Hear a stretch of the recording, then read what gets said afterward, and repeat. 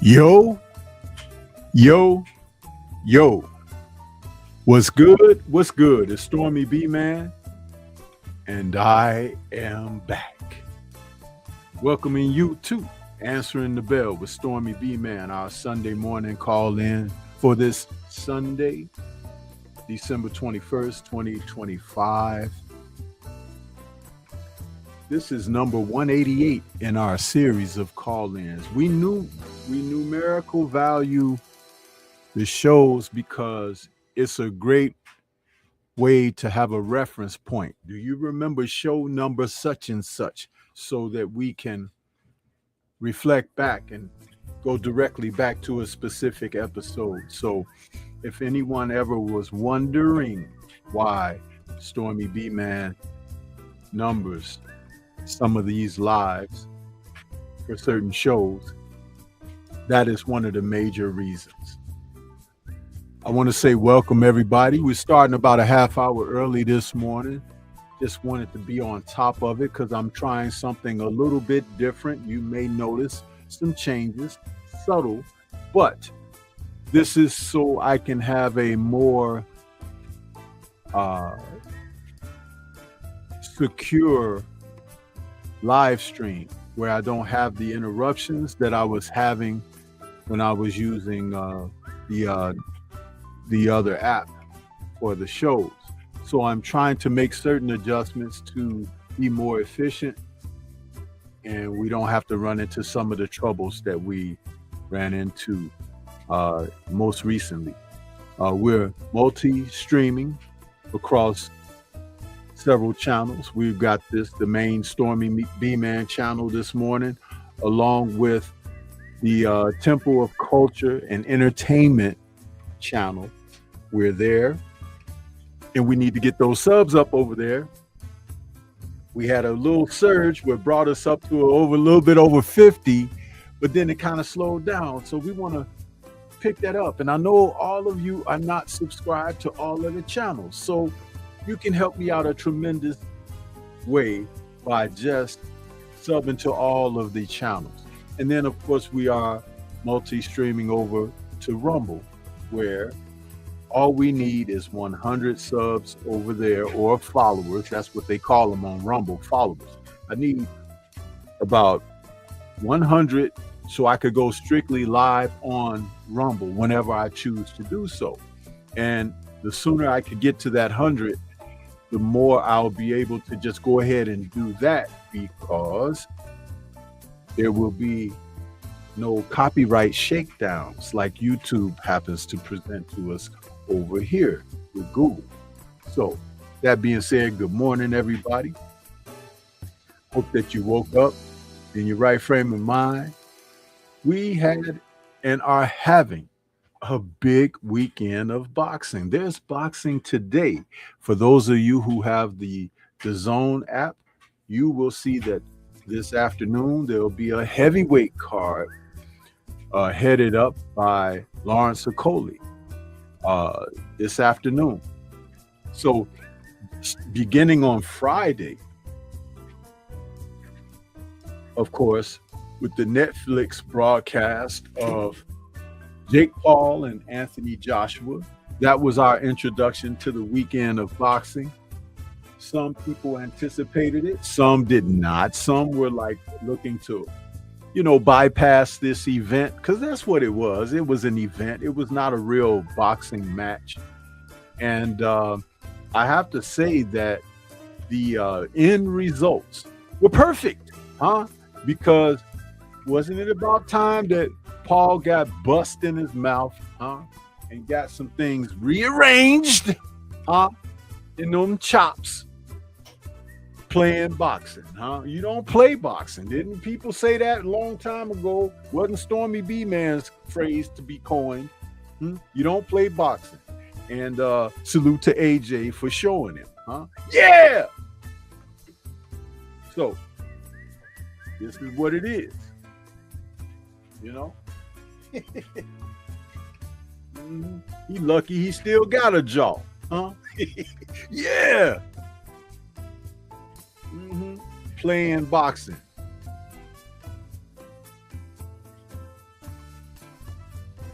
Anyhow, we're here for the call-in this morning, and I'm not sure if the call-in function and feature is going to work very well, but there will be an alternative to this, because if we're not able to get it to go, I can still provide a means for you to communicate with Stormy B Man by providing a link, Don't have to do it the call-in way. We could do it the old way, Yeah. So, but that card was pretty cool with the undercard, The co-main event featured Alicia Baumgardner coming back to defend her IBF and WBO title at super featherweight against Layla Badouin. And we saw Alicia win a unanimous decision where it was basically scores of 117 to 110 and 118 to 109 unanimously for the Bomb. She had Badouin down. I think it was the 7th round where she put her down. But she really took the heart of the woman in the first 3 rounds, when she sat down on her punches and let her know that she was there for business. She kind of lightened up a little bit later in the fight, because Alicia, to her fault, she will come out and throw punches with bad intentions and a lot of ferocity early on, and then if she doesn't get rid of that person, she kind of will box the rest of the way, but fatigue sets in, because you're all so high strung trying to get rid of that other fighter in there, and we've seen that happen. Yeah. Want to take a quick moment and see who we got in the building. Got a few familiar faces and names out there. Tay Brown was out there early saying good morning, Seafood. Right back at you. And then we have G. McCall out there in the building. What's happening? Ravens Nation is back with us. What's going on with you? And Benjamin Harrington is in the building saying salute, Stormy, and chat. What's going on with you? Great Sunday morning to you guys. Glad to see you out there. So yeah, Baumgardner was able to really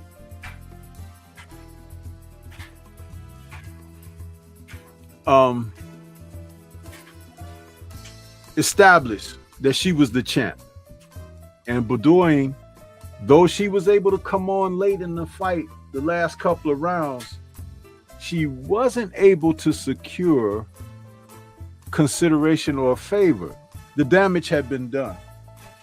In fact, I believe I saw as early as the 5th or 6th round that she had a weariness appearance that looked like she didn't want to continue on.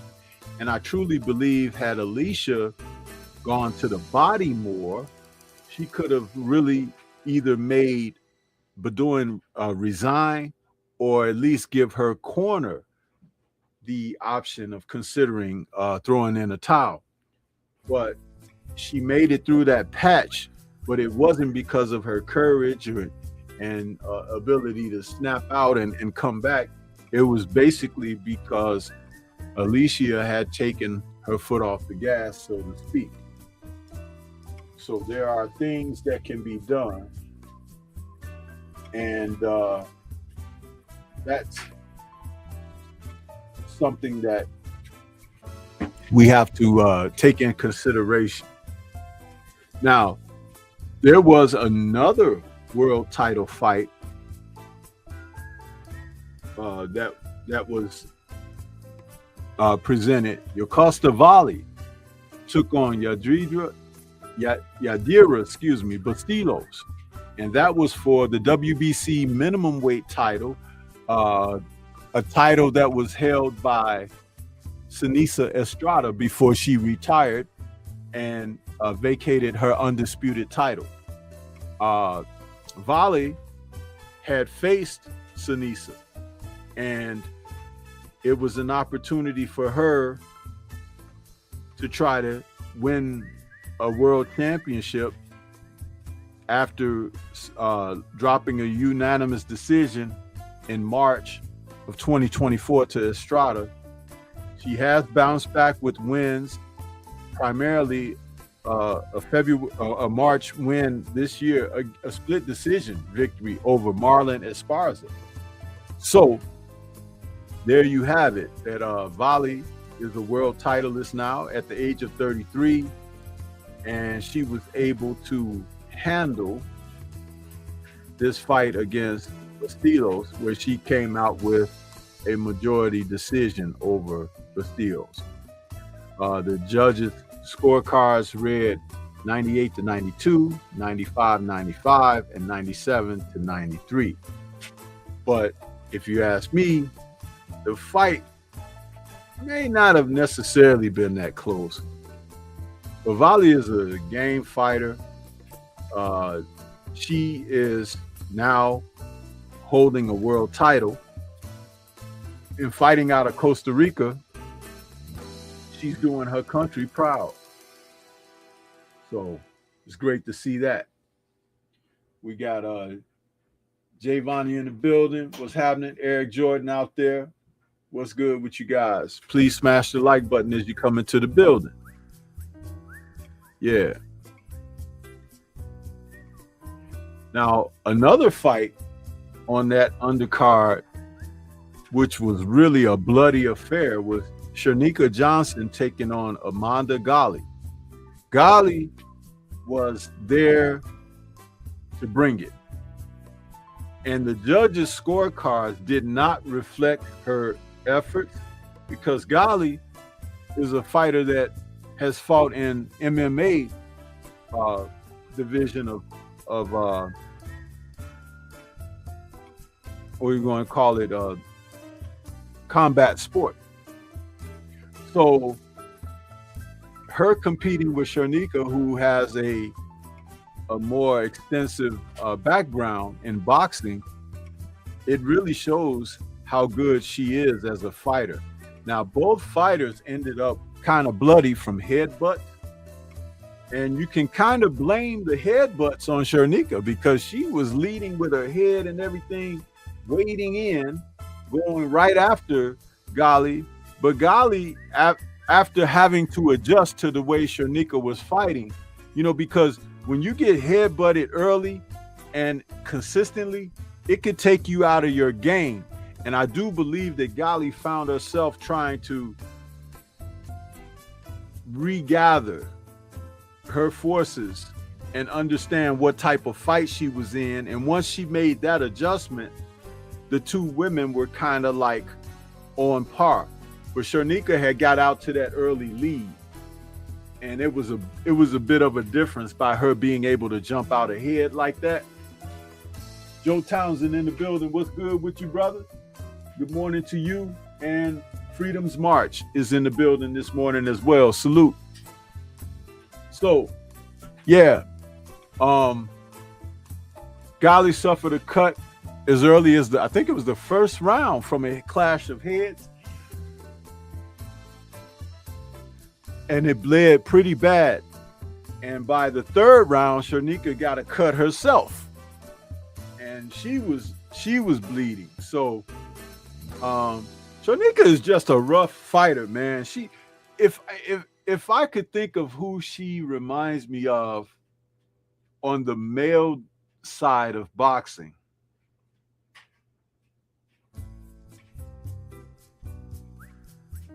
there is someone. It's just not coming to me fast. But she's aggressive. She'll lead with her head. She'll get right after you in there. But she be moving those hands, though. It's not like she just trying to be roughhouse tactics. She is actually mixing it up. Salute to the brother BFTB Boxing in the building. What's good with you, brother? I see you out there. Yeah. So, with the way that Sharnika fights, sometimes she can be guilty of smothering her own work because she gets too tight in there. Though she can jab, though she got a good, solid shot punching ability, she just likes to get in close. She likes to present to her opponents what I talk and speak of as far as being not afraid of contact, you see, because some people like to be clean. They don't want to be touched. Well, boxing is the type of sport where you're going to get touched sooner or later, right? You don't have to get touched all the time. But Sharnika is rough. She wants to get in there and mix it up. Fighting out of Australia, man, she's got that outback in her, huh? Yeah. Del Real, what's happening with you, bro? Yeah, so Amanda, they didn't score the fight like she was in it. They scored it like Sharnika ran away. Scores of 98-92, 99-91, and 97-93. They were far too wide. I could see it more like 96-94, 96-93 or something like that, but it wasn't as wide as the judges had it. Sometimes these judges, man, I don't know. It's difficult to say what in the world are they looking at, but you see it, and it's very unfortunate that they do this. And I'm not a happy camper about how that goes down. Also on the undercard, making her American debut was Caroline Dubois, Sweet Caroline, out of the UK. Daniel Dubois' little sister. Caroline came into this fight against Camila Panada, and she looked to have an impressive outing. And she did do some good things in the fight, but Shane McGuigan, who happens to be Caroline's trainer, is someone that I'm very concerned that as Caroline begins to fight the top flight fighters at lightweight, I'm not certain that Shane is going to be able to bring her across the finish line with what she does. Because, and this is, listen, I have high hopes for Caroline, but she has inadequacies in the infighting department. She can't fight on the inside at all. She's strong. She has a good punch. She's tough. She's got that fighting spirit in her, probably even more than her older brother. But she's very limited as far as fighting in close, infighting. If you saw her fight against Bomi Rishin, the Korean or Japanese, I don't know if Bomi was Japanese or Korean, but that she fought earlier this year in March, that was a majority decision that she got. And Bomi was really on Caroline Dubois. She was on top of her and was giving her a good go. Now, Camilla didn't have the skill set to deal with her. Fighting out of Italy, maybe she's not getting enough of the quality work where she can advance her skills. But when Dubois was on the inside, both being southpaws, she was able to get some good things done. And again, like I said, Shane wasn't able to coach her through that, Dubois. He wasn't able to tell her the proper instructions. And I'm observing these things because, you know, he worked with her brother for a while, and he's worked with some other fighters who have left his graces. So maybe Shane McGuigan is one of those trainers. He can only get you so far. But I'm very concerned for Caroline. I would love for her, listen to me campaigning here, I would love for her to talk to her big sister, Clarissa Shields, and see if she would be interested in adding John David Jackson to her camp, because she has enough ability to graduate to a status and level that could be similar to Clarissa Shields. She's still young enough to do these things and get it done.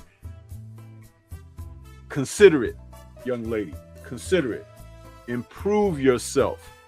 Don't wait till you suffer a loss and then you be like, oh, I need to make some changes. And I'm not saying get rid of McGuigan. Did not just say adding John David to the graces. That would help her tremendously. Black Martial Arts Society, what's good with you? I see you out there, bro. Welcome to the show.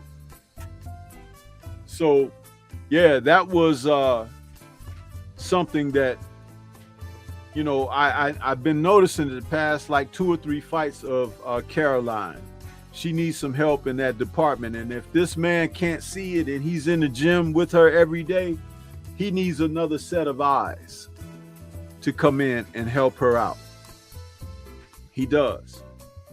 And that's just being sincere. You know, it's not trying to tear him down. It's trying to acknowledge what this young lady will need to help her, because she's in a world-class status right now. And that's important for her development. The OG, Mr. Mon, in the building. What's happening with you, bro? Good morning. Isaiah GQ. Yeah. So these are things that, you know, I look at it and I'm like, you know, sometimes some of those trainers and coaches, they have a great deal of ego, and that ego will keep them from being better, you know, progressing. And it's unfortunate because everybody can eat.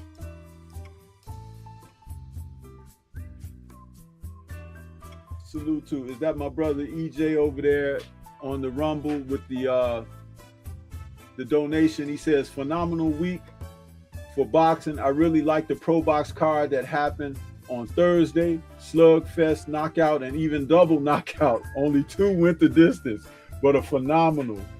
Yeah, the Jake card was good too. Jake Paul card was good too. Yeah, thank you for your donation, EJ, man. Appreciate you, bro. Yeah, we've had some pretty damn good boxing in this fourth quarter of the year. Do you guys remember me telling you? I said, wait till the fourth quarter because we got a lot of fights on the horizon. It's almost like a huge rush before you get to the door and it shuts. So that's what we've been able to enjoy. And I'll tell you something, I've enjoyed it to the max. It's been a lot of fun watching all of this, man. A great deal of fun. Great deal of fun.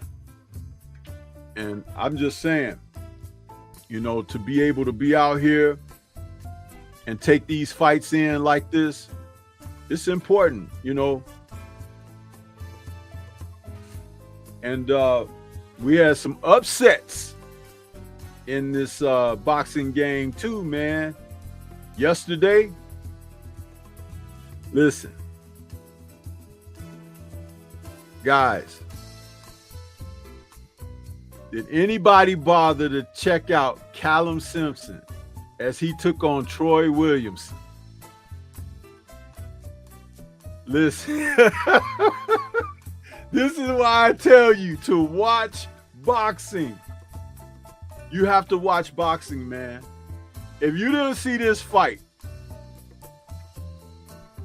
you missed out on something. Can anybody give me a show of hands that who may have seen it? If you got a chance to see this fight.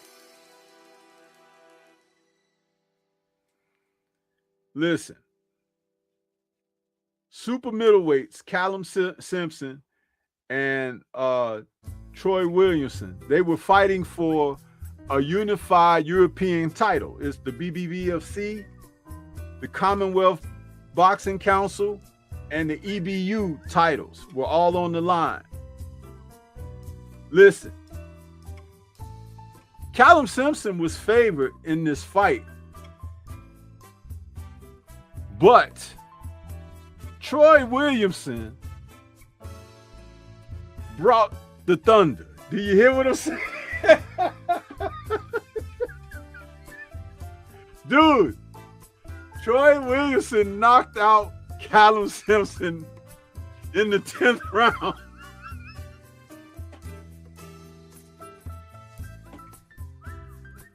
He knocked his ass out. He had him on the canvas 4 times. And the referee, Lee Every, that dude was cheating for Callum. He was trying to keep him up, trying to keep, like, not count. I was like, what are you doing, dude? He's done. Listen, man. I try to tell you guys to watch boxing so you can see these things happen. Huh? It was exciting. I was watching this fight, man. I was like, no! And Simpson, he was trying to hang in there, man.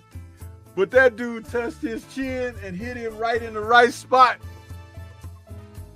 And Simpson was like, you know how you drop your keys?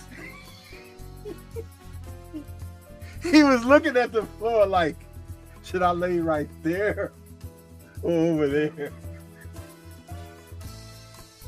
And Williamson was like, I'm gonna pick your spot for you. Wank.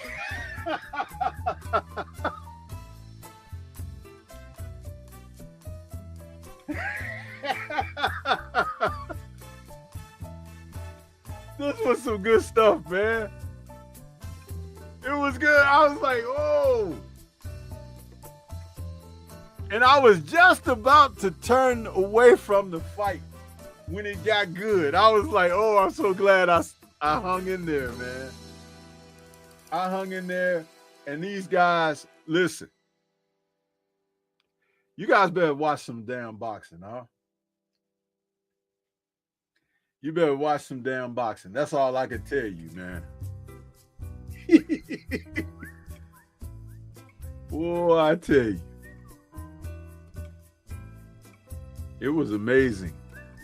I enjoyed that. I enjoyed it.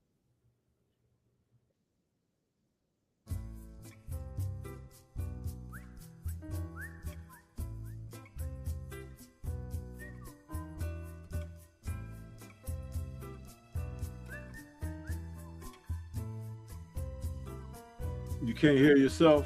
Okay.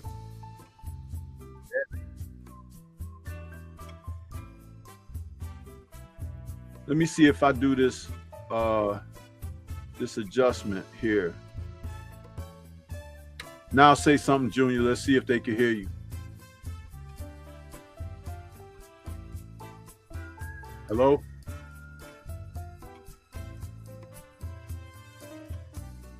Okay.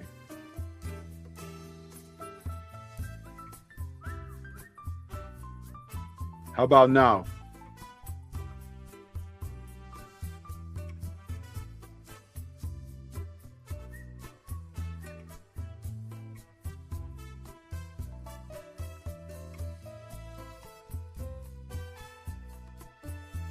Okay.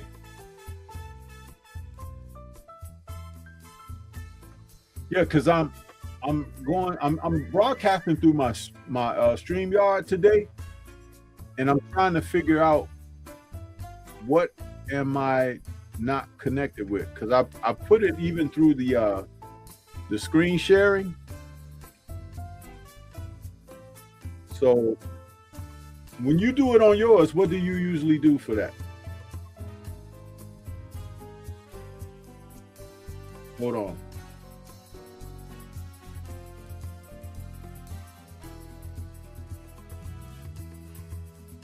Hold on. I gotta take something off. Wait a minute. How about now, Junior? Say something. Testing. Can y'all hear me? Testing. Let me see. They still say we can't hear the caller, Sensei. That's what Jimmy Bernard say. No caller. I heard you now. I hear myself now. Yeah. I hear me now. You know what it is? I hadn't added it to the stage because I still had I had the image of Callum Smith and Troy Williamson up through my little queue. I took that out and put the okay. So we're good now. We're good. The audio. Yeah. What's going on, brother? Man, listen, we've had so much boxing over the past 3 days and still got more today.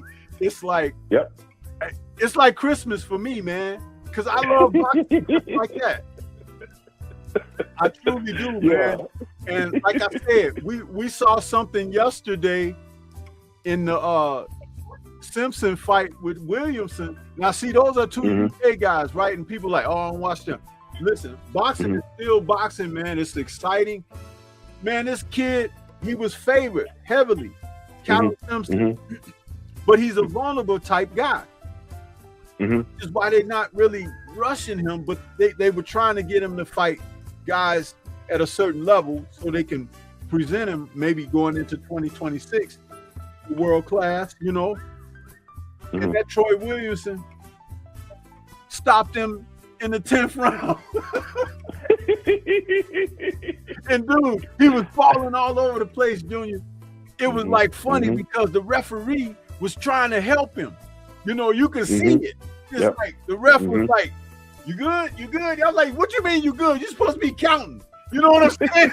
It's like, it was so like Jack Reese. Yeah, it was. I was dying, bro. But it was exciting. Salute to Troy Williamson. I love it. Well, I watched the sport for all of this kind of stuff, man.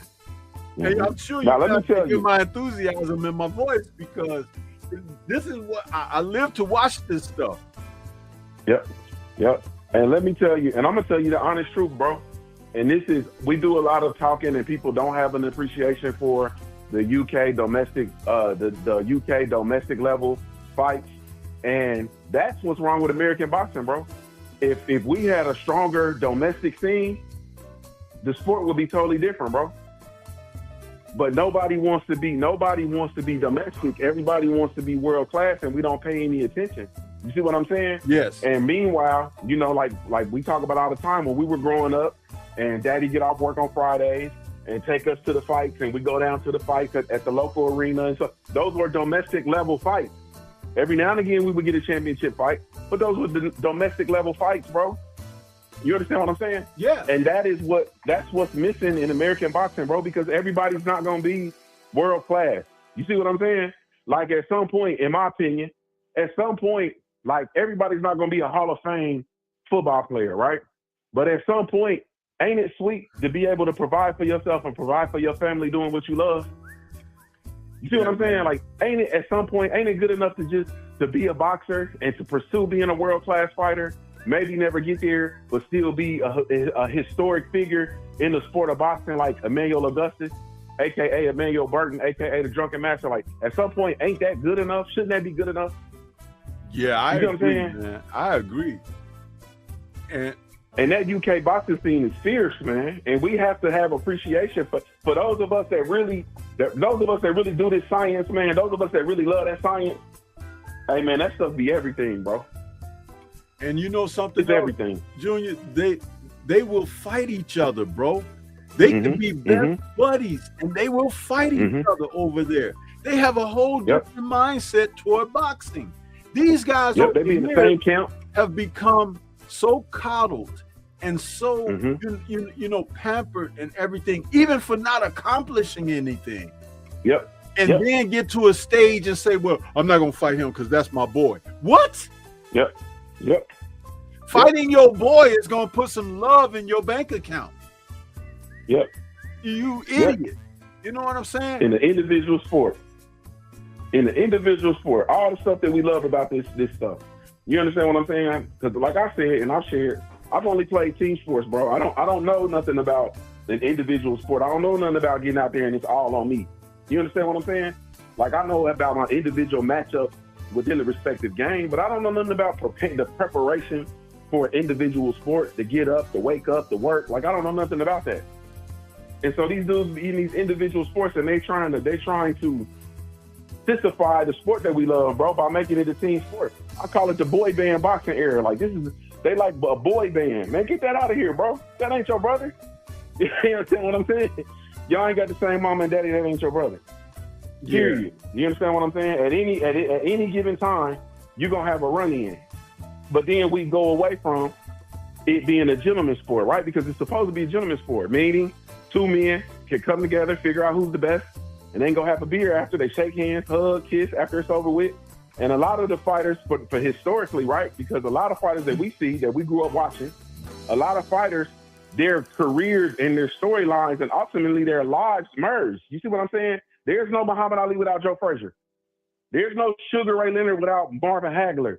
You understand what I'm saying? There's no Tommy the Hitman Hearns without Duran. You see what I'm saying? Or not Hearns, Marvelous Marvin Hagler or Leonard. You see what I'm saying? Yeah. And ultimately these dudes come together, and it's a beautiful thing. Like, when we see these old men interact now, like, it's a beautiful thing to see these old warriors interact with each other. You see what I'm saying?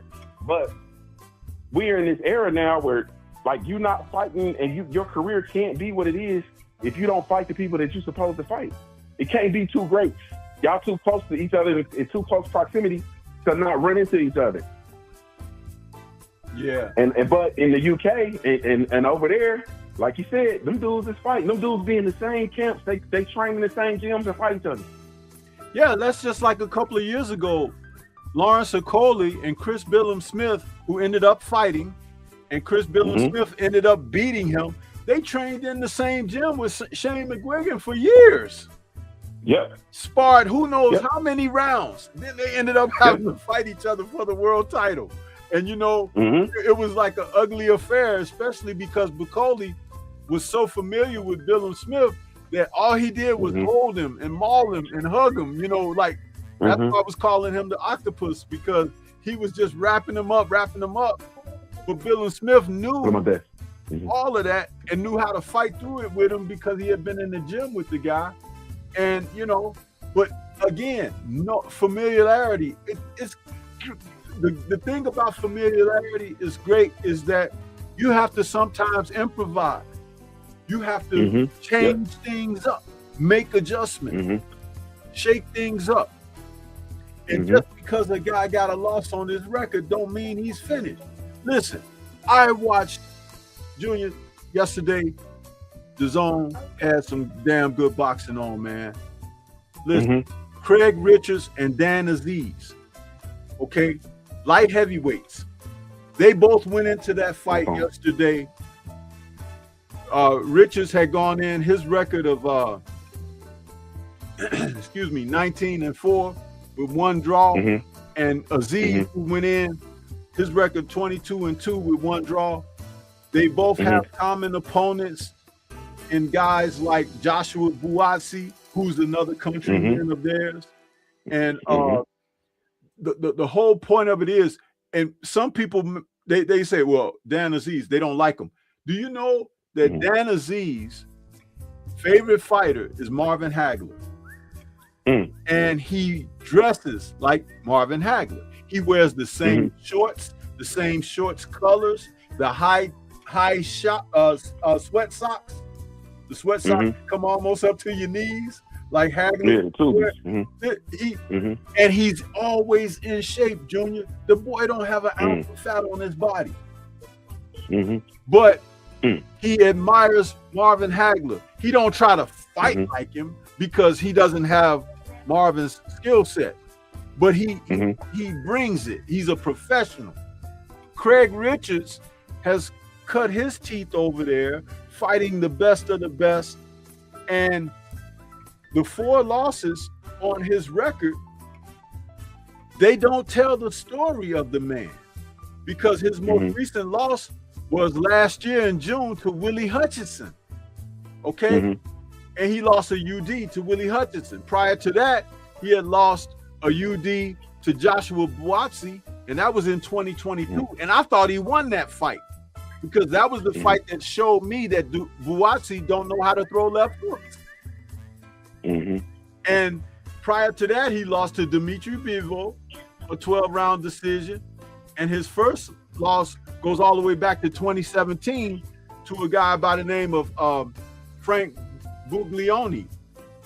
And the part that I want to talk about Richards is, Junior, he has learned from his losses.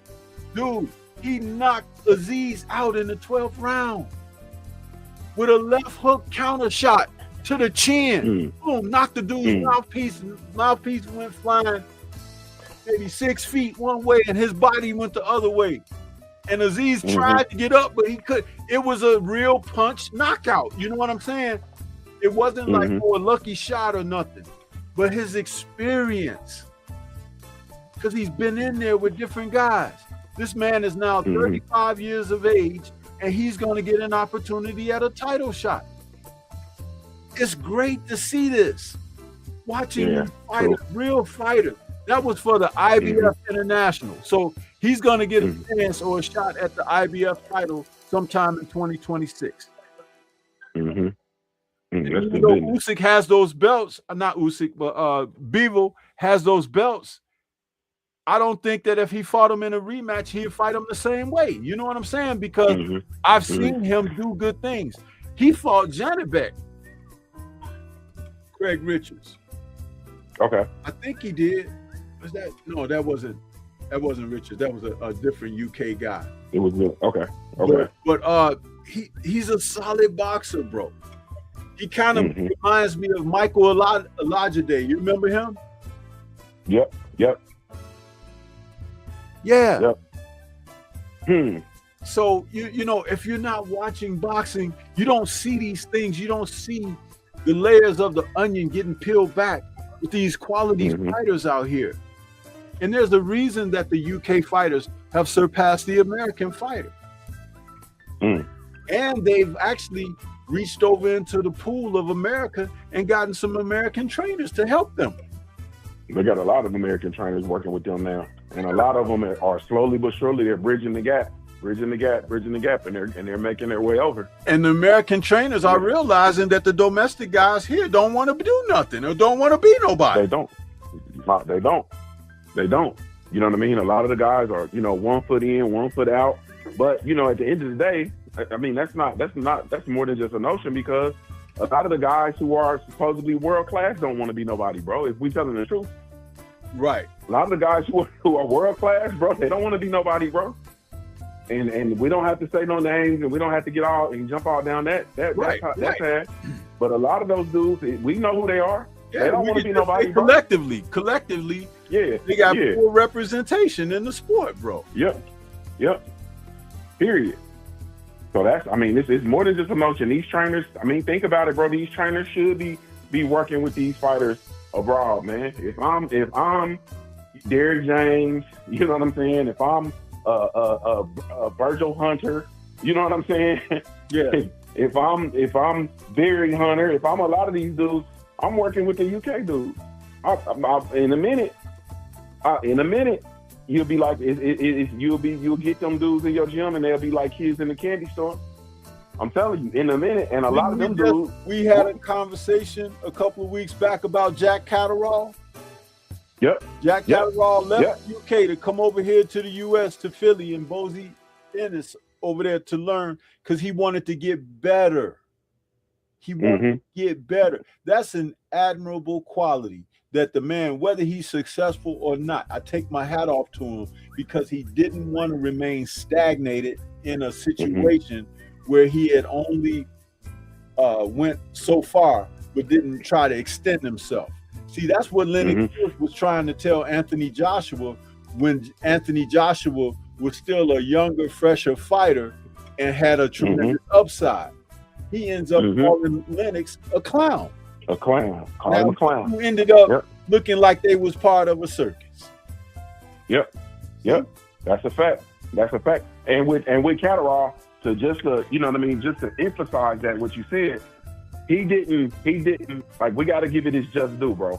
And this is why, because a lot of those fighters, they come over and do camps, and they, you know, and they're back and forth.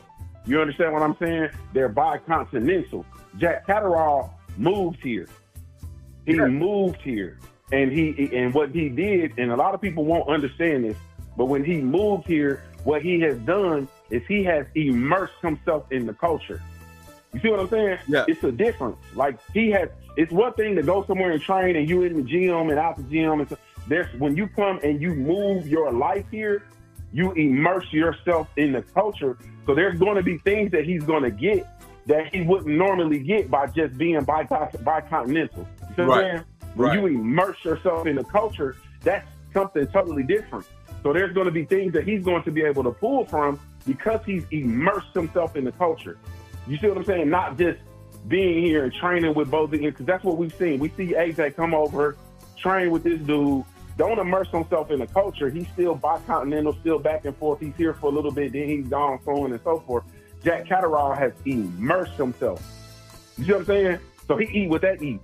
He do what they do. He go where they go. He lives essentially where they live. It's different, bro. It's different. Yeah. And that's I'm telling you, that is man, that is I'm so excited for Jack Catterall, and I'm excited to see. You understand what I'm saying? I'm excited to see, but man, I done hogged the line, man. I'm out of here. No, man, you're talking good. Listen, going back to like AJ, when he ended up in the graces of Robert Garcia, I was like, oh, that's a good fit for him. Even though Garcia hadn't worked with heavyweights, I said, wow, that could end up being. And then that could be something. He dropped Garcia just because he didn't get the decision against Usyk in the rematch. But the thing about it was, you shouldn't have tried to hire the man to get a victory. You hire him because you want to learn the craft. Look at the fighters that Robert got. Robert got some damn good fighters in his camp. From top to bottom. Well, you know, man, when it comes to AJ, and this is, you know, respectfully, but you know, AJ, you got to look at it, there's layers to it, man. AJ is an extension. He is a puppet, in my opinion, of Eddie Hearn and Matchroom Boxing. And we know that Eddie Hearn and Matchroom Boxing, what are they? They are UK first, bro. They are UK first. Like, when at the bottom line, when it all comes down to it, they are countrymen first. You understand what I'm saying? I'm not mad at it. I don't hate it. I don't hate on it. I actually respect it. And so, you know, that stuff with AJ, like the American trainers that work with him are on an extremely short leash. because they want him to be in the UK market and being trained in the UK so that they can, heaven forbid, AJ get out of the UK market, come over here, start training and stuff over here, right? And then start having some conversations and start realizing what he's really worth. Because I'm going to tell you, Anthony Joshua is worth twice as much in America as he is over there. He's worth twice as much, bro. His marketability, his skill set, his him being able to get him over here and pay him up as a British gentleman. You feel me? A boxer, world champion. He's proven, so on and so forth, bro. He's way more marketable here. Way more. Like, it's not even close. Way more. And so, heaven forbid, he get over here and start having these conversations with people and start learning. You know what I'm saying? And that's why, with the Wilder, we did part of it, right, was getting that loss versus Deontay Wilder. That's a huge part of why Eddie Hearn didn't want that fight to happen. But you know what the other part was? Anthony Joshua being at the table, sitting down and having a conversation with Al Heyman. And looking at what's going on and looking at how the PBC does business and looking at the pie and looking at how the pie is sorted. You see what I'm saying? And what goes on from a business perspective, because AJ he's not really on the business. He's not on the business. AJ and that situation with Matchroom is much in close relation to the relationship that we hear about with Don King and Mike Tyson. You see what I'm saying? Where you get your cut, here's your part, then we get everything else. And nobody's really locked into what the actual business is. You see what I'm saying? And so there's a lot of different folds to that. But I think, like, once again, I believe that, a huge part of the short leash that those trainers was on that were working with Anthony Joshua was the mere fact that they were American, bro, because they are UK first. But we haven't even talked about what I call the ass, bro. Can I please ask what I call the ass? Yeah, go ahead. Talk to me about the Alicia Baumgardner and Caroline Dubois rivalry that we are staring right in the face. Well, I need to know your thoughts on that. Well, if you heard me speaking on Caroline a little bit before I opened it up for the calls, I said that Caroline is pretty damn good, probably even a better fighter than her brother is. Mm-hmm. But she has some inadequacies that are glaring, and that though that would be a great matchup in the near future, I don't think it should be anytime soon, because she needs to shore up these issues that she has. And I'm talking about Caroline. Mm-hmm. Junior in chat, I'll say it again because maybe you didn't hear me, Junior, when I mentioned it. Mm-hmm. Yeah, I missed it. Caroline can't fight on the inside. Mm-hmm.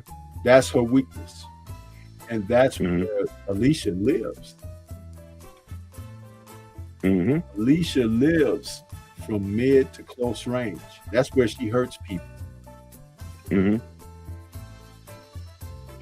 Caroline can punch well, and if she don't get a person out of there within the first couple of rounds because of her punching power and strength, she'll resort to boxing. But her mid-game and in-fighting is really poor. Shane McGuigan has really not developed her in that regard. Her last fight against the Japanese Korean lady, Bo-Mi Ri-Shin, that's how Bo-Mi thrived in that fight, and she ended up getting a majority decision instead of a unanimous decision, because Bo-Mi Ri-Shin found out on inside she could hit Caroline, and there's not a lot coming back, and there's a lot of holding and stuff from mid-range and inside. See, that's a glaring weakness, bro. And at the top level of the sport, you cannot survive in there against game quality elite level fighters whose trainers can pick that out of your game and realize, oh, this is easy pickings right here. And see, that's the thing. I said it in my post-fight show too. But the thing is, remember, I am never too enamored of a fighter to not be able to recognize what their shortcomings are, just because their strengths could be alarming. Mm-hmm. Baumgardner, as she said in her, after winning the fight and everything, she said, you don't want this yet, you know, and I understood what she meant when she said it, because I had already, it's nice to be talking and to get that like something down the line. But if she don't make these changes and adjustments, if Shane McGuigan don't do what he need to do, and she might need to have another set of eyes in her camp, which is why I said she needs to hit her big sister up, Clarissa Shields, because she's got a tremendous amount of admiration for Clarissa. Whenever Clarissa has gone to the UK and has been at the fights and everything, you'll see Caroline either sitting right next to her or a couple of seats over from her. Really admires Clarissa. Good relationship they have. But I would ask her to hit Clarissa up for John David Jackson. I was about to say John David Jackson. Yeah. Because he could teach her what's missing. That don't mean she got to get rid of McGuigan. But bring in another set of eyes that can help you in the areas of where you have shortcomings. And that can make the difference.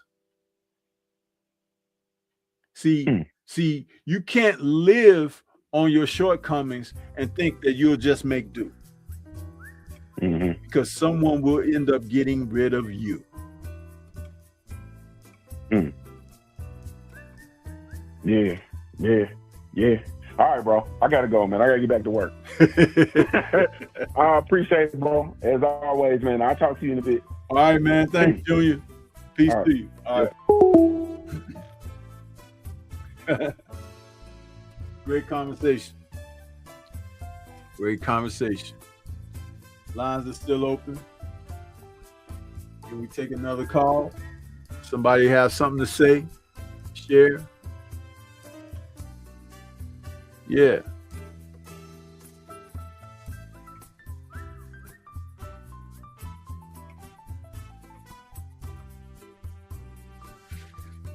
Come on, you guys.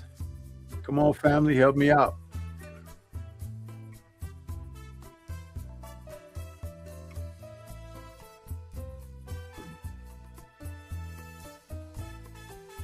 EJ, was that you earlier that called when I couldn't hear you? You could call back.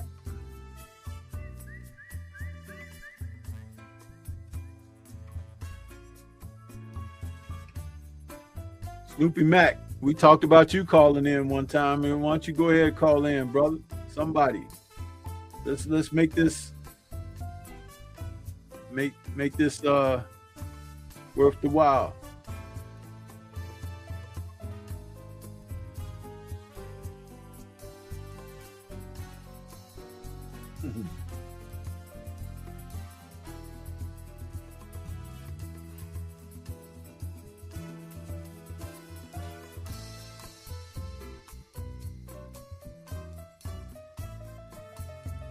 Come on, y'all. It said we got 26 people out there. Nobody want to call.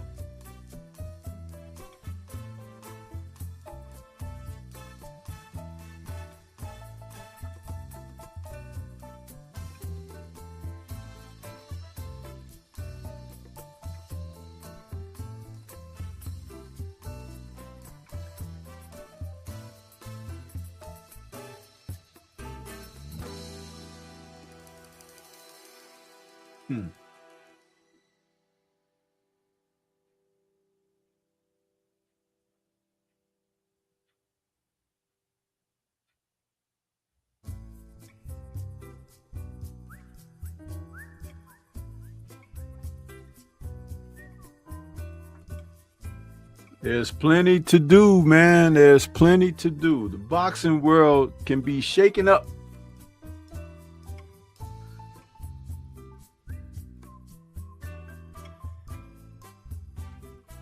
Let me see here. I'm going to change up a couple of things.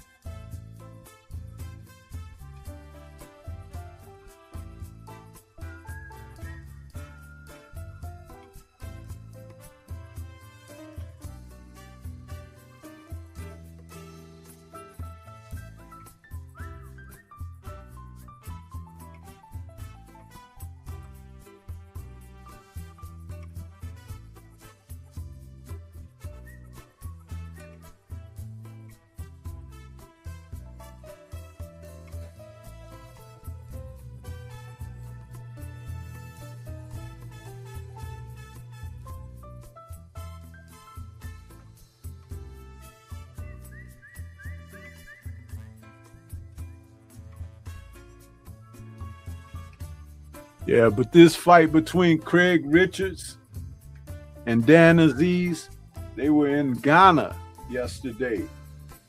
And it looked like a really good promotion there. They had those leaders over there.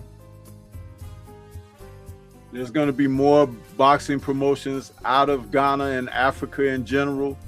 And DAZN is taking some of these UK fighters over there, and they're making good money. And I'm telling you, you know, the Americans need to get their act together because they're not doing what they should be doing. But these guys, man, they're getting it done. Julian Rumbley says, good day to you, Stormy B, man. Appreciate the boxing talk on this beautiful Sunday. Salute to you. Joe Gagliari is out there saying salute. What's happening with you, Joe?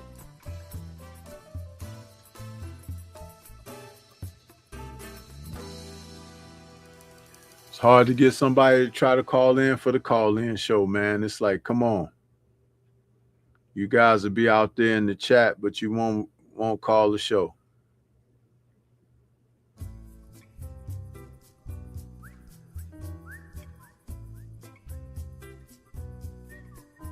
Yeah, well, you know, Junior, I'm always consistent with boxing talk, but you know, no foolishness.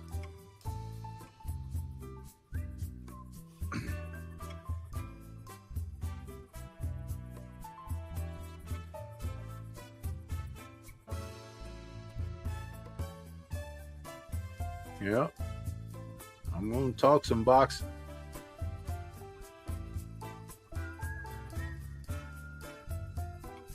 But yeah, Junior, you make sure you go and watch those two fights, man. The Richards and Aziz fight, and then that Simpson and Williamson fight, man. Both of them are on DAZN. They were on at different times yesterday. One was on the early afternoon, and the other one was in the evening. Man, two great fights. Check the main events out. You don't even have to watch the rest of the card. But the rest of the card, both cards are decent. But the two main events, they will enrich your experience of watching boxing for this weekend.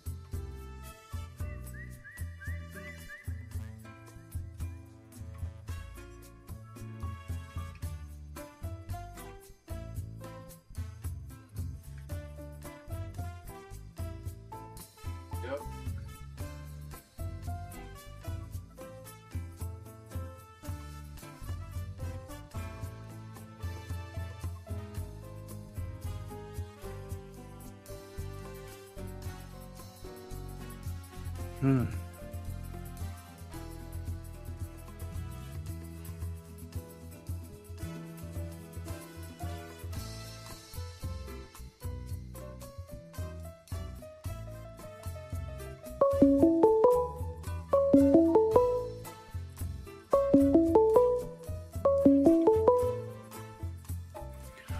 Okay, we got 857 calling in. Who's on the line? What's on your mind?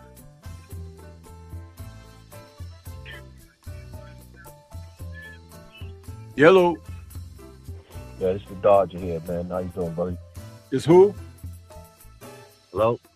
Yes. It's Dodger. Dodger? Hello?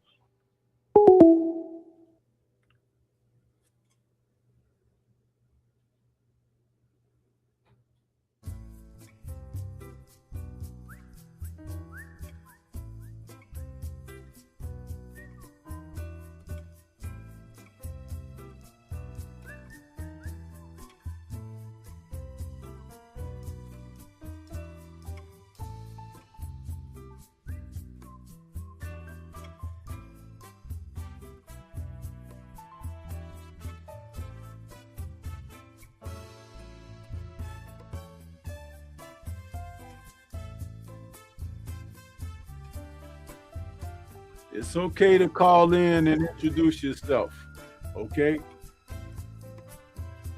It's okay to do that.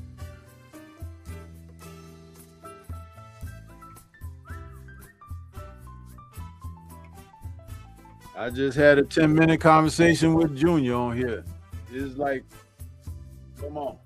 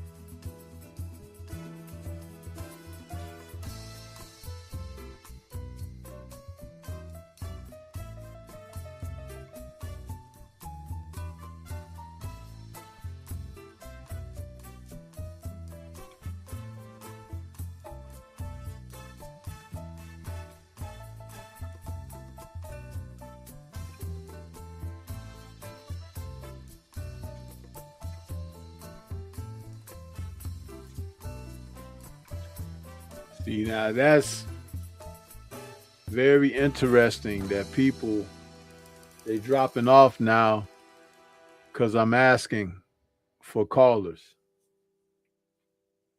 I'm not on here talking about other people with channels. I'm not over here beefing with folks and all of that. It's ridiculous.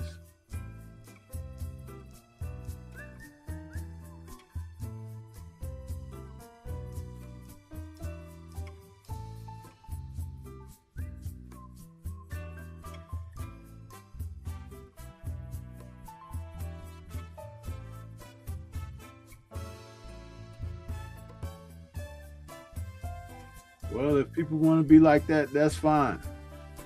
It's your loss. It's not mine. You know?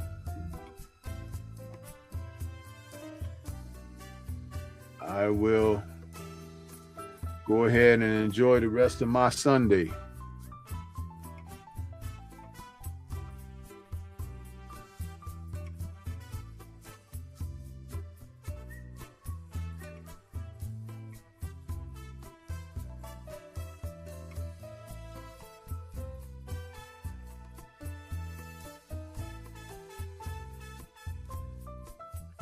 This is one of the main reasons why you can't get ahead in this society.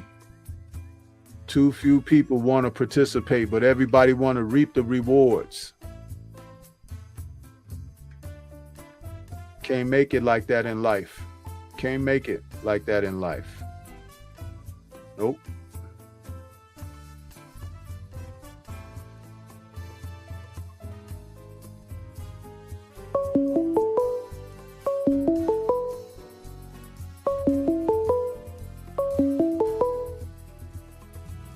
Okay, is that Junior calling back? Hey, bro, if they ain't gonna call in, I'm gonna call back. Hey, Look, I was just getting ready to shut it down, man, because this is ridiculous. You got 20-something people just looking. What are they here for? To look. And the ordeal is, this is the ordeal, bro. The ordeal is, you are not providing mindless entertainment, bro. You understand what I'm saying? In order to come over here and have a conversation, we have thought-provoking conversations over here, even in the chat. And the thing that I noticed is when we were talking during that whole 10 minutes that we were talking that time, if you look at the chat stopped. Because we're having thought-provoking conversation, man. Yeah. And the only thing that I would encourage people to do, to be honest, and this is just being real, this ain't I'm not passing judgment on anybody or any of that kind of stuff, man. I just would like for people to start looking at themselves and check your motives. Like he just said, why are you here? Like, you guys don't understand what it takes to get on here and do this content. You understand what I'm saying? And you all are, people get too comfortable just looking and just watching. Now, if we were over here beefing with people and MFing everybody, or if we were over here having a tank talk or whatever the case may be, the everybody would be in here calling in, talking and chiming in and so on and so forth. You need to raise your frequency, because the fact of the matter is, man, life is about the spoils go to the people who are able to think. Absolutely. You have to raise your level of operation. You have to raise your level of thought. You have to raise your frequency, man. Seriously. And even if you don't, and Stormy is a person that you can come in here and talk about anything, and he's so full of wisdom that we'll be able to have a conversation that can go in any which direction.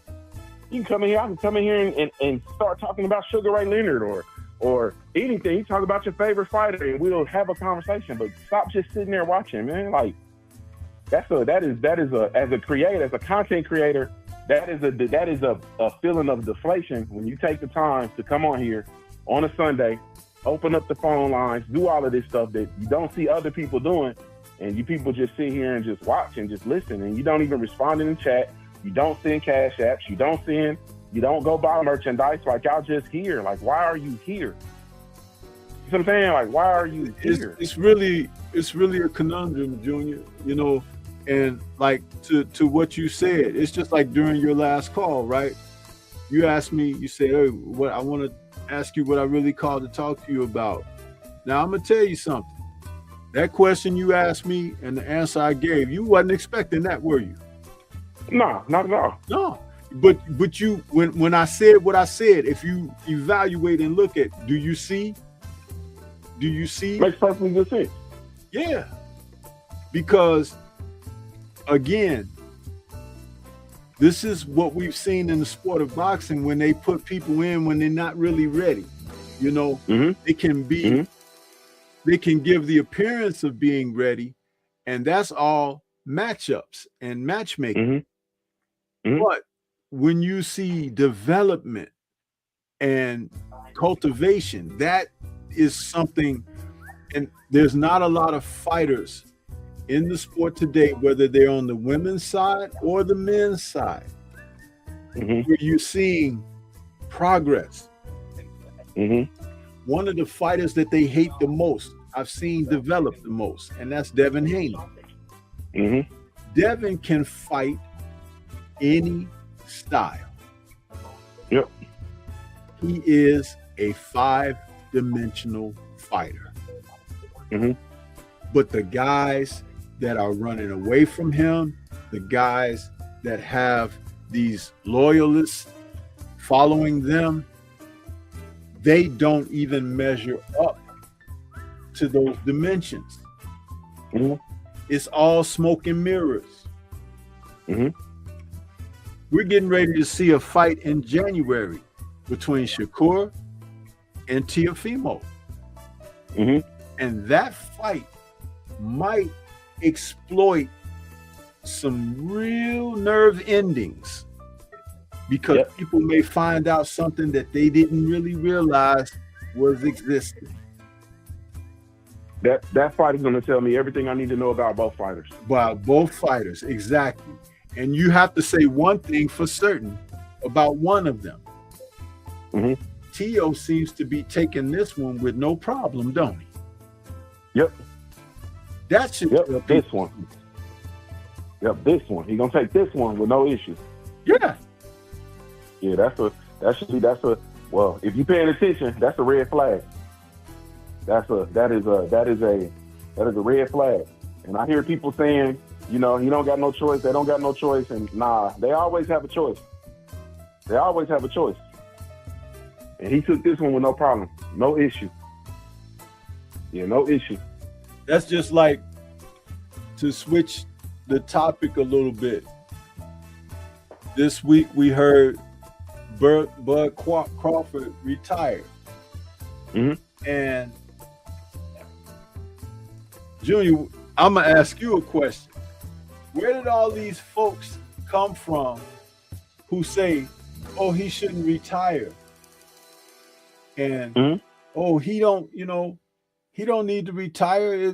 Where those folks come from? Off the Canelo Alvarez bandwagon.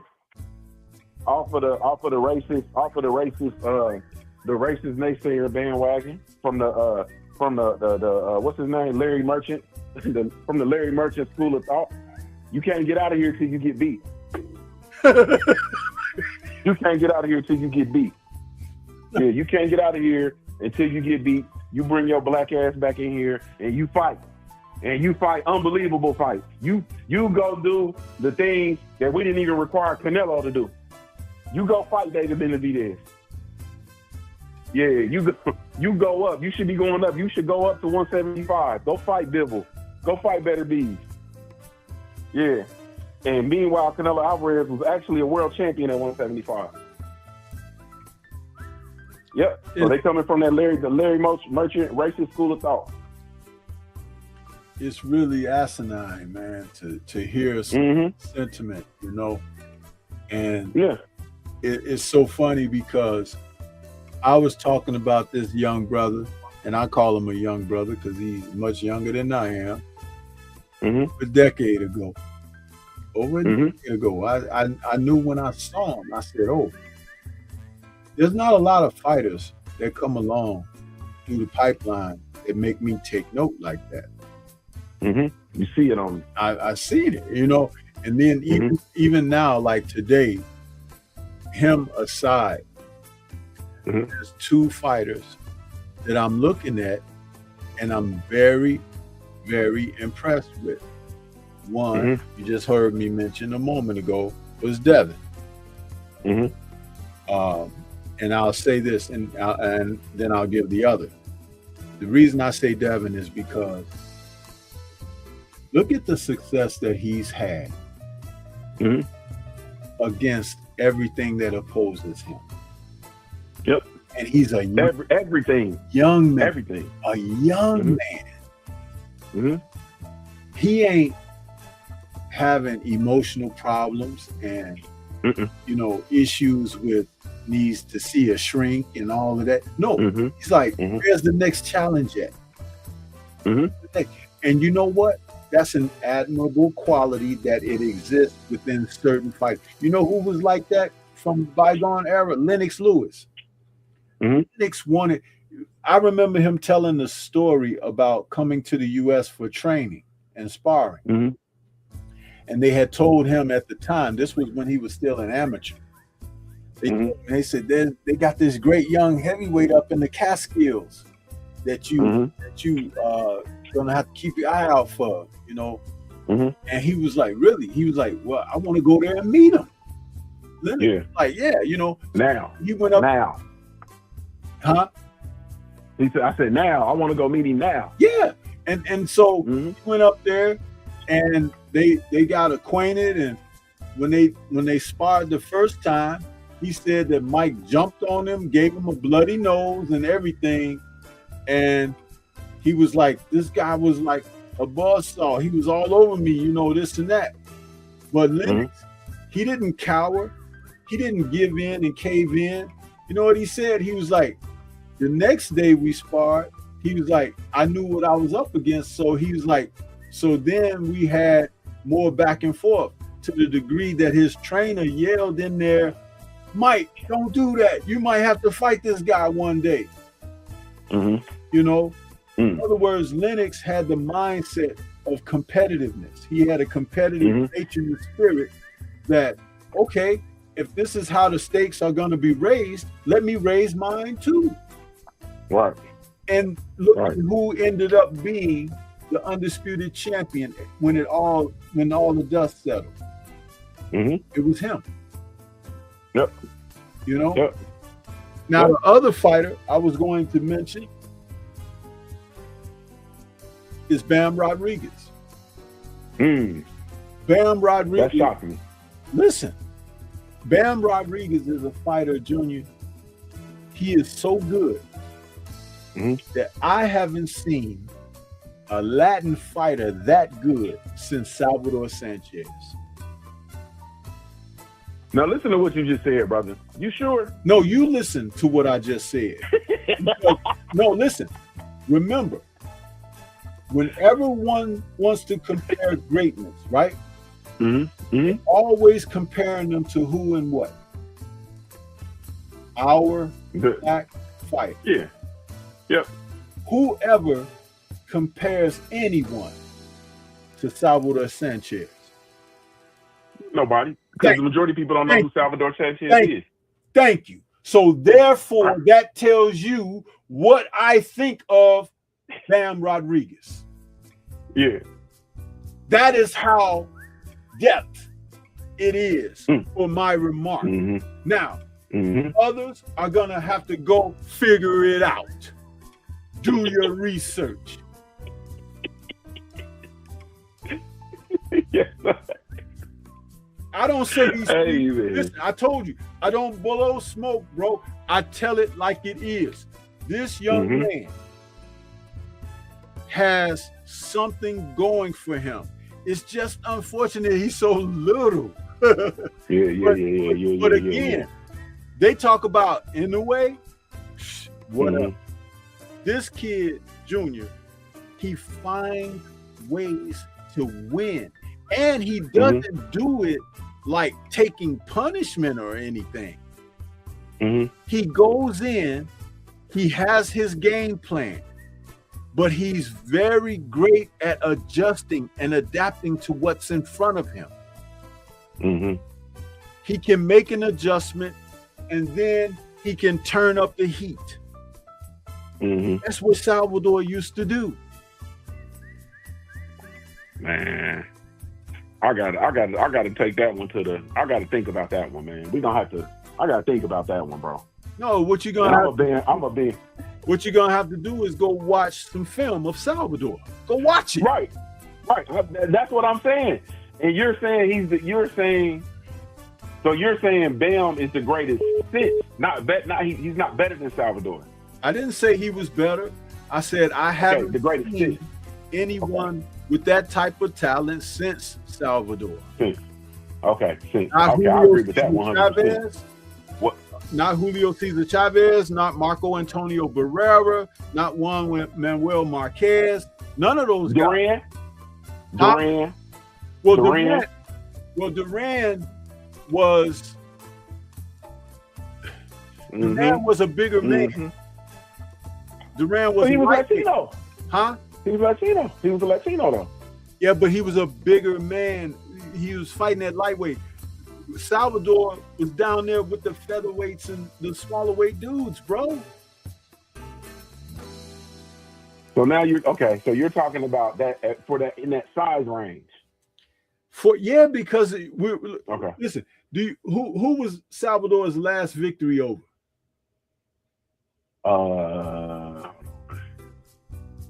I'll help you got out. me with that one. Yeah, tell me. Azuma It was who? Oh, Azuma Nelson. Okay. And what did Azuma become after that? The professor.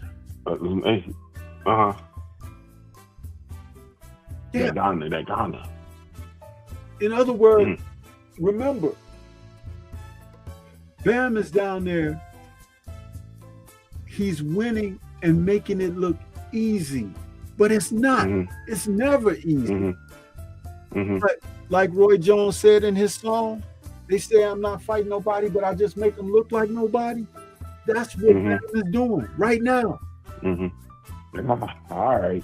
It's hard to argue. It's hard to argue that, man. You can't argue that.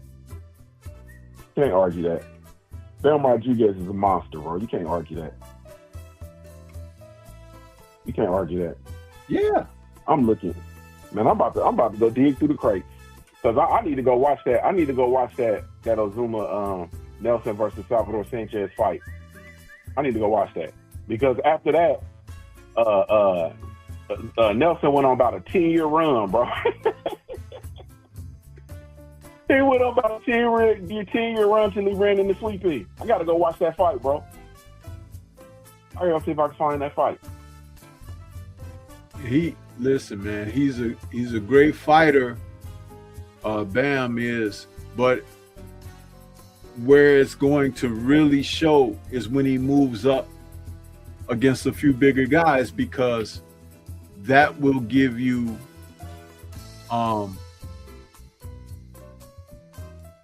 that will give you all of what his possibilities are. You know, that'll give it to you, because that's where the challenge will be.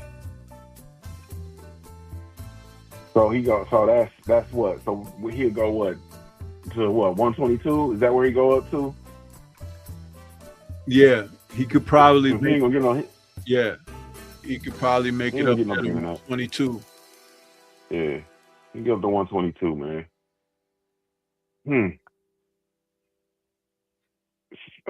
Man, I mean, I can. Like I said, man, the kid is tremendously talented. I thought when you were running off your list, bro, I'm not gonna lie to you, I thought you were gonna say Abdullah Mason was for the third, but I definitely can see the Bam Rodriguez. Abdullah Mason is just getting started. Yeah. Bam ain't just getting started. Yeah. He's not. Look at his body of work. He's beating some real noted fighters already. Yeah, Bam is a monster. So let me say this, and you know I always gotta, and I don't be trying to do this on purpose, but this is just the way I see the world, Stormy. So bro, like I always look at things from a simplistic perspective, right? And so like the thing for me is like I mean, it's no different than I'm a simple man, bro. Like I got the spirit of Papa in me. You know what I mean? Like I'm from that era. I like. Hold on, I got to turn that. So I like my women feminine. You see what I'm saying? I like my women feminine. I like my beer cold. I like my food hot. I like my fighters to be fighters. You know what I'm saying? Yeah. And so the thing that I noticed about, and I'm gonna talk about Bud, and this is the same for Bud. This is the same for Devin Haney, and this is the same for Abdullah Mason and a whole other host of fighters. The way I knew Bud was different. Listen to me, bro. This is gonna sound crazy. The way I knew Bud was different because we were in this. Everybody jumped to the pretty boy era, right? Everybody jumped to not the pretty boy. I'm sorry, the Money Mayweather, because that's the dude that everybody was, taking after. Everybody's all the flash, the flim flam, the talk, the sound bites, so on and so forth. Bud wouldn't really talk to media, and everybody was going and buying jewelry, and you got AB coming, and he trying to emulate Money Mayweather, and then you got everybody trying to emulate AB. And every time I saw Bud Crawford, he had on a sweatsuit. Every time I saw Bud Crawford, he had on a sweatsuit, a jogging suit, or a tracksuit, bro. Yeah. And I was looking at him like, I'm telling, that's the way it's crazy, and I know it sounds crazy. Every time I see my fighters that I like, when Dev was first coming in and Dev was doing all of that, every time I saw Dev had on a sweatsuit or a tracksuit or a jogging suit. He was dressed in athletic gear. You know who also used to do that? Evander Holyfield. Who? Holyfield. And every time you see him, he had a tracksuit. That's my favorite guy. Evander was always in a sweatsuit. Yep, always. Every time you see him, sweatsuit. Bud Crawford to be on the at the fight ringside, guy on a sweatsuit. Same thing with Abdullah Mason. Every time I see Abdullah Mason, sweatsuit. Him and his brothers and his pops, sweatsuit. You know what I'm saying? And I look at my fighters like that's how I look. And I look at them and I'm like, yeah, man, they're different. In this era of boxing, with the flim flam and everything that's going on with the sound bites and the jewelry and the flash and all of that stuff, and you look at it like, nah, man, that dude always in the sweatsuit. He mean business. Always around the gym. Every time I see Bud, I see him in the gym, in or around the gym, and I see him with his woman and with his kids. I'm like, nah, that's different. That's different, bro. Every time I used to see Dev, he was with his father and with his family. Every time I see Abdullah Mason, he's with his brothers and his father. You know what I'm saying? Like, that's the stuff that I look at. Like, that's the stuff I take notice to, bro. And I just think that, at the end of the day, man, this is just, we're just in a space where, as fighters and connoisseurs of the sport, these are the things you got to be able to, you need to be able to separate. So it's more than just a notion when we talk about these fighters and we recognize that there's a difference. You know what I'm saying? There's a difference between a fighter who wants to prove that he's the best and then everybody else. And I'm not knocking people that are in it for money. You know what I'm saying? Like, I'm not, you do whatever it is that you do, man, that's just you. But it ain't the same. And I'm not going to view you as the same. I'm not going to view you as the same. You know what I mean? Like, it's, I'm disgusted by Cool Boy Steph and what he did in those Shockey Foster fights. I'm disgusted by that. I'll never look at Cool Boy Steph the same. And I really, really like Cool Boy Steph. I'll never look at him the same, bro. But can I tell you something? You told me everything I need to know about you. Go ahead, bro. I knew that about him after I saw him fight Figgy. Yep. You know why? Because he has the boxing ability to be smooth and to be like rarely touched and to outclass guys. But he has this propensity to get in there and want to prove something that he's really not. But it's like his mind. It's almost like, and you should understand this analogy. You got a football player And as long as he do it the way the coach telling him to do it, he gonna have success. He gonna be this, he gonna be that, he gonna stand out. But he just gotta go against the grain and put a little flair on something or some extra mustard on something just because he trying to, you know, it's like, I don't even know who he trying to impress or whatever, but it's just like, dude, stop that shit. Stop it. You know, but he can't help himself. That's Fulton. That's Fulton. As a coach and trainer, I recognize that people fall into approximately 5 characteristic personality traits. Now, you can be a combination of one and more, but it's typically 5, Junior. And I told you this about when I did my show on the 5-dimensional fighter. It's the principles of 5 make up something for the universe. We have 5 senses. We have 5 fingers. We have 5 toes. You understand?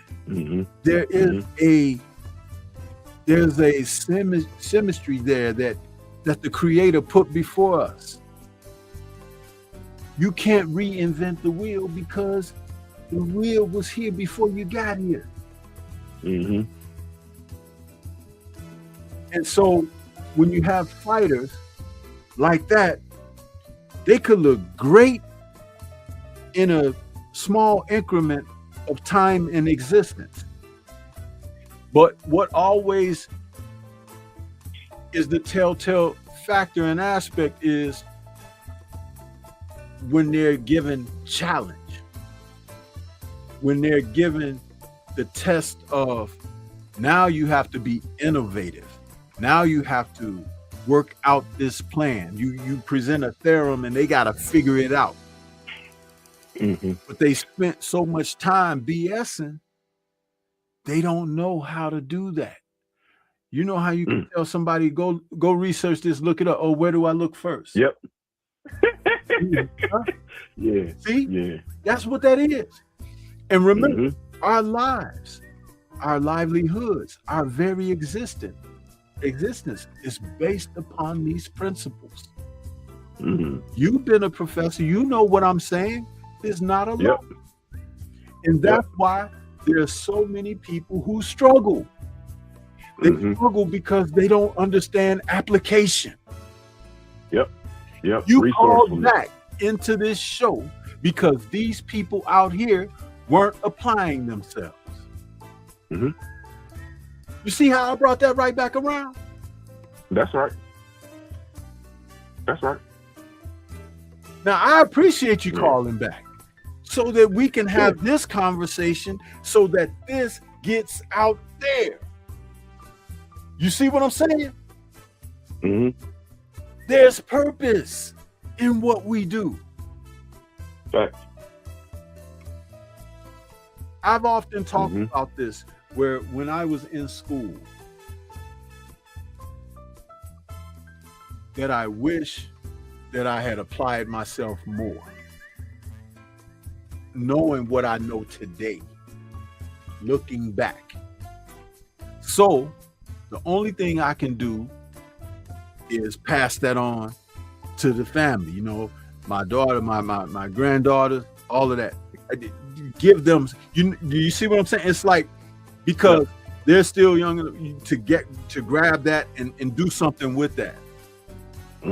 Because you shouldn't have to figure it out when you got elders. Right. The elders are supposed to put you on the proper path. But if you shun them, disregard them, disrespect them, go away from them,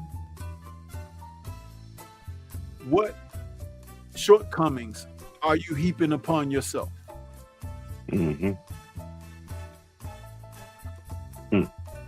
See?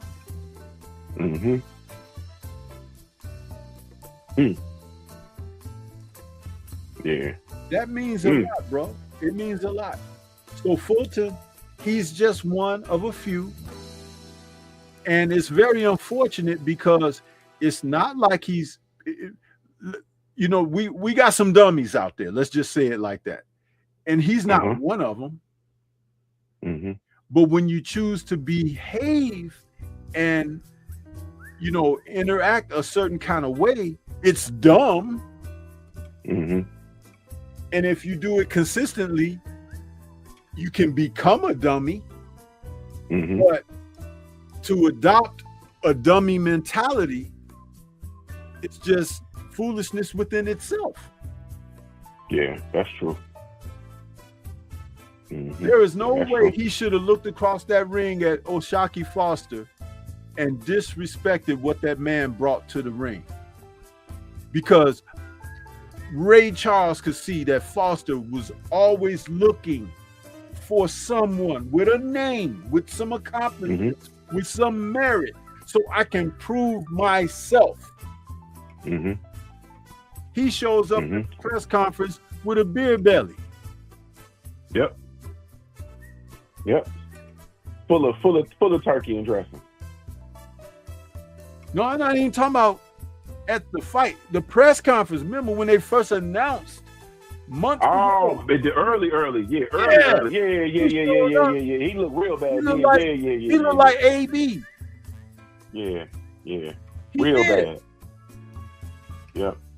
Then Real had bad. the gall to sit up and talk to Andre Ward and Roy Jones. Be like, well, man, you know, when I ain't fighting, I like to be like this and like to do this and do that. But when you're in a fight, bro, it ain't no time to play. Mm-hmm. You might need to get out the sport. Yep. Yeah, it might be time for you to do something else. And that's okay. It might. If he Mm-hmm. is 31 now, I don't know how long he's been boxing. Maybe he's been boxing since he was a small kid or whatever. And it could just very well be that he tired of it. And that's okay. But walk away from it. Mm-hmm. Don't, Yeah, 'cause that's don't allow yourself to be food for someone who's hungry. Yep. Because you ain't no longer hungry. I'm telling you right now, to anybody that's listening out there, if O'Shaquie Foster gets a fight against Shakur Stevenson, he's going to whoop Shakur Stevenson's ass. He's going to jump on him, bro. He's going to whoop his ass. You know why? Because he understands, like those fighters that we mentioned of old, Lennox, Evander, guys like that, that they want to prove something to the people and to themselves. And that's a measuring stick that people want to say, well, he's one of the greatest boxers in the sport today, or this or that or whatever. Okay, give me that guy then. That's the mentality of those type of fighters. Mm-hmm. In the meantime, who is Shakur fighting? Yeah. Yeah. Yeah, there's no argument there. Yeah, there's no argument there. You know, years ago, getting back to the Latin fighters, Marco Antonio Barrera, when he was coming along, he was being brought along as a small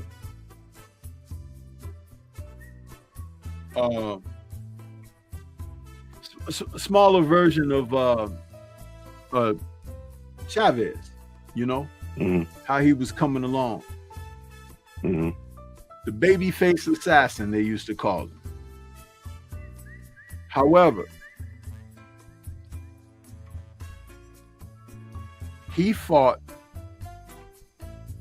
a guy by the name of Kennedy McKinney. And this was, I want to say at 122, that's where they fought. And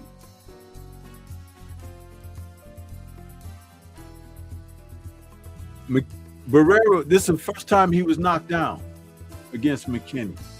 Late in the fight. 11th, 12th round, something like 11th round, I think.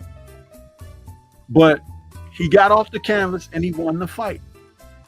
He dropped McKinney in the 9th and the 12th, but it was the type of fight that he needed to prove that he really has some stuff. I'm talking about Barrera here. See, again, going boxing history for the numbskulls that don't want to look things up for themselves. But he got by there. But it wasn't until he ran into a powder keg by the name of Junior Jones. Junior Jones stopped it. And then, because he didn't believe it, he fought him in an immediate rematch. This was for, I think they were WBO bantamweights. They were bantamweights.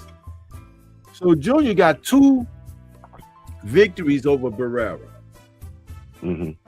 After those 2 losses, the next time we saw him was in, I think that the second, well, I'm gonna look it up on BoxRec real quick.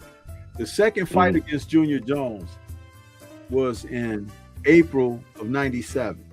He lost to UP. The next time he fought was in February of '98. So he took almost a year off. But when he came back, Junior, guess what he had? What's that? A jab. A jab. He went to the lab and got a jab. Because he used to wade in and throw that left hook to the body like Chavez.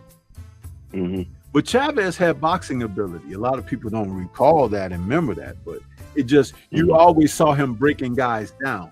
So it's like it appears that he was in there warring and everything. He had a good chin, so he could take shots clean, but he was elusive a little bit, didn't take punches solidly all the time. He had a good jab, and he had a great lead right hand that he would hit people with from time to time, just to throw your timing off. Talking about Chavez here, Chavez. But when when Barrera came back off of the losses to Junior Jones, he had a jab, and it changed his career, turned him around into a totally different fighter. He didn't lose again until 2000, when he lost that split decision to Eric Morales. So again, we're talking about fighters progressing. So when you talk about someone like Fulton and these guys, if they can't make up in their mind they want to be better and get better, you might as well leave the sport. Because there's always a young, hungry lion somewhere. And when they be sniffing out that meat, man, and they be ready to devour. Yeah, I'm serious. Yeah. No, they really do. And I think, you know what I mean, and it's to your point, it becomes dangerous, man. You understand what I'm saying? Like, it becomes dangerous. Yeah, it becomes dangerous. And these fighters, you know, if they're not gonna do the things that they need to do, or they're not gonna get better, you know what I mean, or whatever the case may be, man, it's time to move on. And I'll tell you, you know what I'm saying, and that's one of the things that we always see, or I've always seen with regard to, you know, the legends and the greats, is they have to adjust their styles and they get better. You know what I mean? They constantly adjust their styles and they constantly get better. You know what I mean? And or, you know, shit, they don't get better and they get knocked to kingdom come. You know what I'm saying? But at the end of the day, man, I just think, I don't know, man, this is just, we're just in the space. But I want to say this, I'm gonna reiterate this, man, before I get out of here, for the 16 people that's listening in the chat, man, like, just, man, y'all gotta stop being so you gotta take yourself seriously, man, and take this talk seriously, man. Take this stuff serious. You know what I mean? Like stop being don't be spectators when you should be a participant, man. You know what I'm saying? Like, chime in, man, tap in. Like, you know, the chat went stagnant again. Besides Del Rio 120, and salute to Del Rio 120. But man, y'all stop being spectators, man, and that's the only way you learn. And I learned so much when I talk to Stormy, and I listen to other people who, you know, talk about boxing from a historic standpoint, man, and really actually talk to sport. Man, just stop being a spectator, man. The boxing is so much more than the Tank Davis TED Talk. You know what I'm saying? It's so much more. You know what I mean? But what time those fights come on today, bro? I want to say around. Hold on, let me pull the thing up real quick because it's easier for me to look on there. Okay, here. And that's the Okoli. Okoli, he's taking on Tete. 2:30 Chicago time. 2:30 Central. 2:30 p.m. And that's on the zone. That means the card is already on. It should be meaning the card is already on then, because 3:30, that's the main event for the you know what I'm saying? So the card is probably some fights on already on the zone. Yeah. I didn't even know. I got my monitor on behind me, but I didn't even go to the page yet. But all right, bro. I'm gonna get out of here, man. I appreciate you, man. I appreciate the conversation. I had to stop work to come back in here, man. I gotta really get back to it, man. So I'll catch up with you in a little bit. Okay, man. Thanks. Right. Thanks again, Junior. Right. I appreciate you, bro. Yes, sir, bro. All right. Yes, sir, bro. I'll talk to you in a bit. Okay.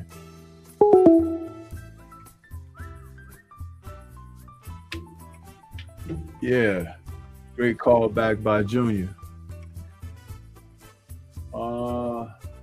Yeah, this card is about to start in about 5 minutes. The Bacoli card. It's going to start in about 5 minutes on the zone. So, with that being said, we're going to get ready to get on up out of here. Great call in. I got it figured out now how to use the call in on my StreamYard. So salute to the brother Drew Titan. I know he had popped in there earlier while Junior and I was cooking, but yeah.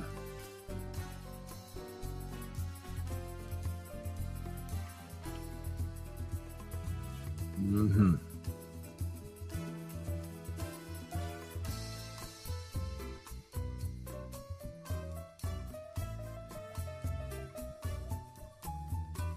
Yeah, buddy.